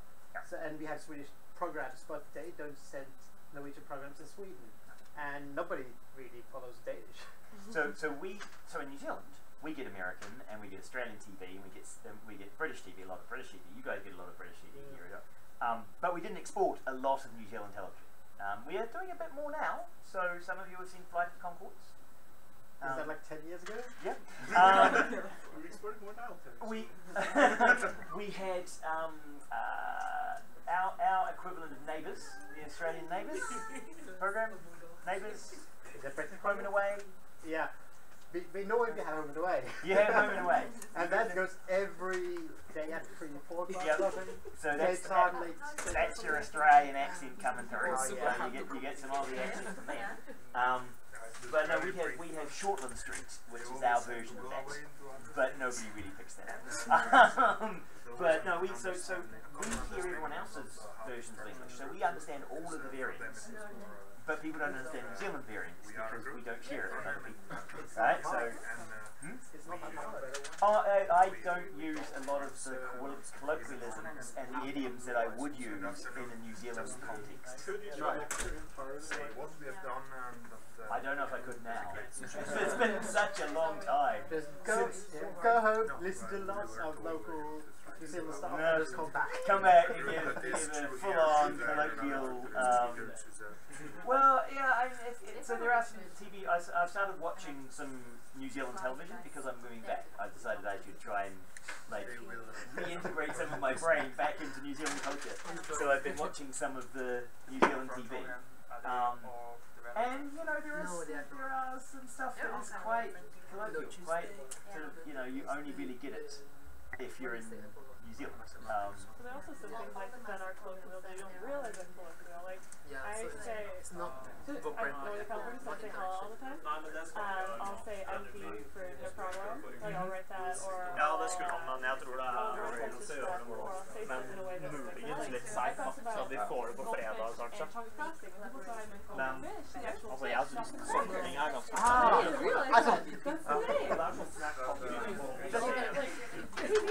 I love that. Yeah, I know what you Some people don't actually. I've met some people here and I said, I used to like have people in jail all the time, like, what's that? It's great. So the one that caught me here when I first came was that in New Zealand we used the 1970s language for our university courses, whereas we call papers. So occasionally I'll call our course a paper. Because that's how we in New Zealand refer to the courses you take. You're taking papers at university, and they're part of the course. The course you do is your degree program. So the course is a degree program, and paper is a course. And so language translating, but here, the rest of the world, a paper is a written paper that is published in a journal or a paper. And so I confuse some papers, see papers in courses and because we just use the word. So maybe you should they're still all in it, right? So you just get it to some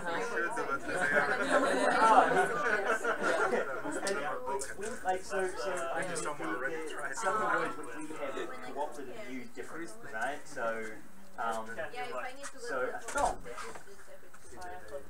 flip-flops, or we call them jandals. Yes, jandal. Yes, it's a jandal. And so one of the phrases, can you handle the jandal? which means like, are you good enough, right? So then you handle it quite be hard to get it's weird. Why would you be handling your piece of footwear and what's a jandal anyway? so we do, and so like, but thongs, pants versus underwear. So with British pants, so are pants outerwear or underwear? Are these pants? And this is underwear. These are trousers. Underwear.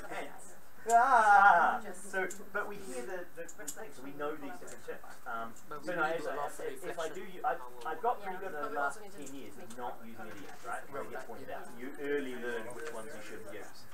But when I go back, I'm going to have to start changing my language back to being more understandable for New Zealanders. I've changed my languages like you did when you started excusing yourself. And you came back, you were still excusing yourself. What? You're using our language.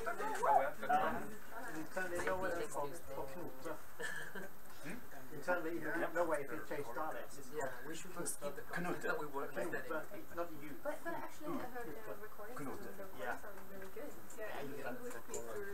are really good. I realised. Okay, so New Zealand even more so because New Zealanders have about Online people can that. hear. And we got rid of everything else. Right? When I know that I can say there, there, and there as 3 different words. Here, there, and there. If I try and emphasize it. So here, there, and the there, and right? So you can say them all differently. New Zealanders It's still easier right? to attend the class. We say there, there, there, there, and there. All of the verbs, there, sound is still the same, right? So you don't say there, here, and there, right? But you could say here and there. You say there, right? But you could say to refer to a location, you could say over there, right? And when you're referring to somebody's item, you could say, oh, it's their item. So over there or there. But there's one And those day are quite that different we sounds. cannot catch We don't anything. know. I have to try and produce them because we never use them. We all cannot Right? catch Those are gone. We just got rid of them all. And all variations and where we can't hear the ER versus E at the end of your words. When you pluralize things, I can't. It's all there. Right. Okay. It's all there. It's all there at the end. I just do it by context. Right. Okay. So, what I want you guys to do. Right. So, hello, back on the internet. Did I actually pause them? Stop streaming. No, I didn't pause them. Hello, you're still there. So they listen to me chat. Now let's see if I go to there and they've been sent. They've been sent. Supposedly you'll be getting the book soon. That's what they've told me that is supposed to happen. Okay, so what we're going to discuss, and we're going to move into the reflection writing bits. Okay, so what we need you to do, as you had a time to discuss a bit more discussion, we need to move into the discussions around how you want to be supervised. I'll let you guys watch the other part of that video and play it at 1.6 speed or 2 speed, depending on. You could try it at 0.5 and see if you can cope. Until it gets chipped on fish. That was running at 1.6. So yeah, well, so apparently it goes at a reasonable pace. But so we need to discuss with you, and you need to work in your group how you want to be facilitated by us, right? We need to also start you being thinking about how you write group reflections. Okay, so yesterday I asked you to write your own personal reflection about the day, right? Yeah, yesterday. Sorry. A week ago, cognitively yesterday, temporarily a week ago, I asked you to write down your personal reflections. What we want to do at the end of today is also to write down some group reflections. Right? Now, to write group reflections, 1 or 2. So one group or yes. what? Okay. So you also at the very end of the day you'll again write your own personal reflection, but before that you write a group reflection. Right? To write a group reflection, we want you to agree on the situations that happened. Right? So rather than you just personally doing things, you bring up something. So this happened, right? I noticed this. Did anyone else notice this? Yes. Okay, so what happened? Can we agree on a description of what happened in that situation? So only one of them writes the group reflection. Yeah, so one of them writes the group, but that you all contribute to constructing it, right? So what we're going to do is one of you will write a group reflection, and the rest of you'll discuss that group reflection. You'll still write your own personal one, right, afterwards. In that group reflection, we are going to do an analysis on that group reflection next week, cognitively tomorrow. But next week we will actually go through what we call the Citra exercise, which is the we look at where you have mentioned a situation, right? So that's sit. Whether you what theory you've written down, right? Are there any theory? Did you use anything from the lecture about people being defensive or why people were responding, right? In certain ways. So can you see where you've mentioned theory? What was the R and A action? And R is there. I've forgotten the R. Reflection. Were you reflecting? I think it is. No. It's in the book. She'll tell. Which you don't have. Hmm? Which you don't have. No, but. Okay. Okay, I'll cheat. Hello, I'm cheating. So if I go onto, oh, I'm logged out. No, I'm not logged out. Am I logged out? Course tools. I am logged out. Right. So on here, I actually have a. If I go to home, log in, auto login. I could still see a lot. Yes. For it having been an error. So I have an LL and yes, and course materials. And then I can go and grab our Citra assessment criteria. And so we'll be doing this next week. So I'm reflections. Yeah, so it was reflections. So situation, theory, reflections, and actions you take, right? So that's how we're going to reflect on what you write. But rather than make you think about all of that right now, right? I'm just mentioning those areas because we will be using your content next week to discuss what you wrote down in your group reflections. Okay? So, what I'd like you to do, however, is because we still need more grist, we need you to have group conflicts in some way. Right? Who's had no conflict so far? You should have placed it on the cover guide. I should have had a goat. I should have had a goat who come in and create conflicts, right? Because we need to work out, like, challenging situations. So, how do you want to create challenging situations? Can we be a goat for another group? Ooh. We could rotate. Oh, we could rotate. One person could volunteer out to be a goat and be really mean to everybody else in a group for like 20 minutes. 20 minutes. 20 minutes. We'll just, you know, that's the role-playing exercise, right? And you get to insult people and call them fat. And I volunteer. The problem then is that you know it's staged. Everybody knows it's staged, and this is the problem we had when we tried to have a heated discussion in NTNU expert and teams thing. And you know, when you know it's staged, you know it's staged, right? It doesn't feel the same. I think everybody has a guard, and everybody tries to be a bit diplomatic, and they kind of shape their responses accordingly. So they should rotate and tell one person at each week that today we're going to take off your guard and be very straightforward and So not be diplomatic and sugarcoat it. yeah, one way of trying to create emotional responses is to do a 2+1 exercise, right?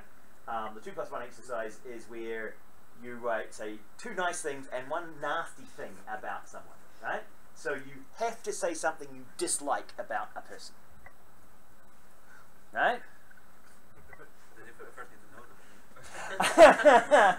Well, you might be you can be judgmental, you know. I don't like the way you lean over your computer. I don't like the fact that you've got your computer up rather than, you know, much better that you're hiding it. Rather here, you build a wall between you and the rest of the group, right? I mean, maybe that's a criticism. So yeah, but surprisingly, from personal experience, it actually worked with when we were doing the game programming course. It actually worked because we ended up doing that, especially after we had a couple of situations where the group was dysfunctional. We sort of decided that okay, we'll do meetings and then we'll blow off steam by saying like 5 positive things and negative things about each group member to their face. social anxiety really does kick in at that point, right? Yeah. Because as you're saying, the whole, like, some people find it easy to criticize, some people find it easy to praise, some people find it easier not to say anything at all. Right?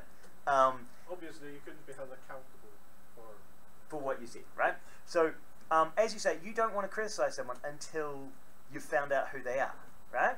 That's when you're meanest. Once you know who they are. Yeah. So I had a friend in the UK who really struggled to get a girlfriend because he would be attracted to a woman, but once he got to know them, they were a friend, and he wouldn't find them attractive anymore.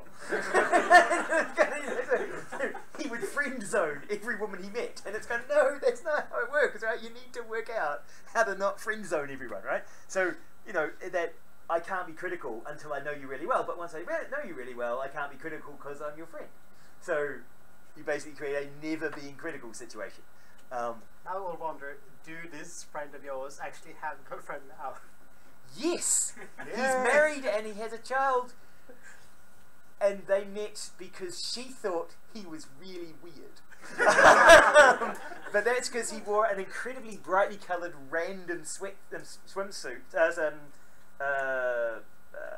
wetsuit, when they went diving in Greece, and she met him on the diving expedition in Greece, and yes, they got drunk, and she thought she was infertile, but she wasn't. And so they're married, and they have a child, and they're happy together. But it's kind of, he never had a chance to friend zone her. So yeah, no. So he kind of got around his problem of hey, how do you deal with once you know somebody you no longer are critical of, right? So so I think to create some conflicts, we will try and do a 2+1 exercise. You will try and write down things you dislike about the other people in your group. And then we leave for the day. That's a great idea. No. You do that. Then we talk, and then we have reflections. So it's a 2+1, right? So of the time you spent with each other, can you think of two nice things to say about someone and one negative thing to say about them? Should we do it now? I'm getting some pushback. Yeah, I think it's too early. You think it's too early? You guys really don't want to do it yet? No? No, I think that we haven't gotten too much into the process of actually doing something that we don't like. You haven't had a challenge yet that requires you to dislike people. When does the project start? Well, you guys are still planning, right, on what exactly you're going to narrow down. So the project sort of starts. We're supposed to have kind of finished agreements today and on the next village day, and then we move into a standard working days where I don't spend much time talking, right, and you don't see me unless you ask to see me, right, and you don't see these guys as much unless you ask to see me, right. So that's when the conflicts are going. That's when the conflicts will come up, right, and we can do the 2+1 thing. How else can we create conflicts so you guys have something to write about? Isn't that a conflict that we didn't have a conflict? Aha! So, maybe in your group reflections you can reflect on why you haven't had conflicts yet. Conflict of interest. Like, we're interested in actually having conflict and we don't get it. Right, yeah, the conflict is that you're no, so one thing that we could be is, it could be, as Ivan said, you could all be just being nice to each other. Right? It may be that you guys are all at a level that you're socially aware enough that you don't just bull in a china shop, wander through and start flinging insults at each other the moment you walk into a room. I mean, you created conflict in our group because there were some questions about the information, so you could misinform the rest of the groups as well, and then start making conflict. Yes, you can create conflict by having like incorrect information and give some of you one piece of information and another group other bits of information. Such a goat. That's such a goat thing to do. Bloody goats. But okay, so I think we won't try and create artificial conflict at this stage. We'll wait for it to bubble up. What you can then do is either write about kind of, do you feel you guys are being kind of standoffish and passive with each other? You can also discuss a potential previous group experience that you've seen or that you know of, and you can discuss in the group of why it didn't work. Okay, so I know you guys last semester had issues with a group, and most of you have had issues with a group. Can you talk about, and sometimes the group members will be in the, potentially are here, talk about some of the challenges you had and why those were challenges in groups that you've been in previously. Right? So if we do that around the table a little bit, and then we can write some of those down, and then we can use some of that to discuss next week how you are approaching describing those situations. Okay, so if you get into your groups and you stay in your groups and you chat about and talk about a group that you've been in previously, what was the problem and how that manifested, what was the problem, what objectively what happened, and what effect that had on people in the group. Okay, so share group previous experiences. If you've had no group experiences, you can just say pass. I assume that all of you have been in a group at one point. You've all worked in groups. Has anybody only ever worked alone? No? Good. Has nobody ever had a group that hadn't... are there lucky people in the room who've never had problems? Oh wow, okay, great. So you've all got something you can say. Okay, so if you guys share that and quickly in your group and write some of it down, that's what we're using next week. And then we can move on to 3 o'clock. We will do this for like 20 minutes, go around the table. So each sort of 5 minutes-ish, not much more than that, just to write down what the situation was and what happened. And then we'll move into checking out like where you're at with your thinking on the VR stuff, right? And you guys can start working out how you're going to have your discussion on what projects you end up doing. Right, so structure how you're going to do that discussion. Are reflections going into the process report? So these reflections can be added to the process report. You don't have to choose that. Right? So these are all stuff that you record and then add at the end. You guys need to. Yeah, about that. Because in the presentation she said that the final grade was 50/50 Yes. process reports. So it wasn't about the individual reflections.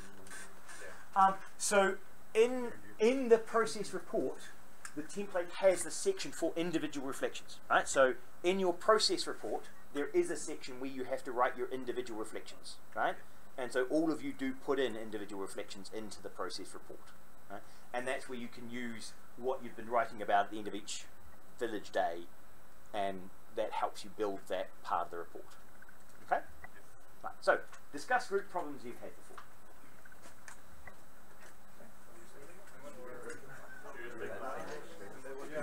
You're allowed to use the same experience, that's fine.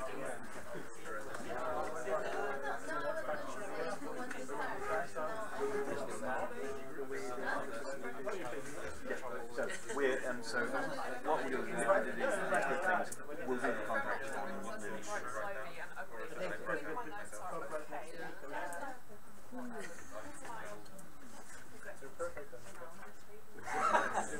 See, no coffee.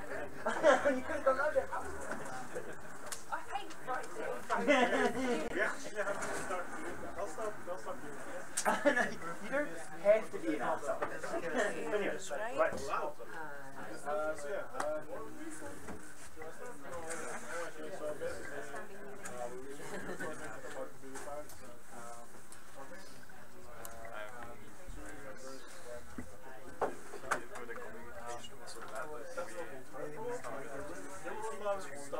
basically everything was wrong in that project. We did not have a problem with goals. That was really unfair. Every Wednesday. Okay, these guys have problems, reasons? I'll just pause this.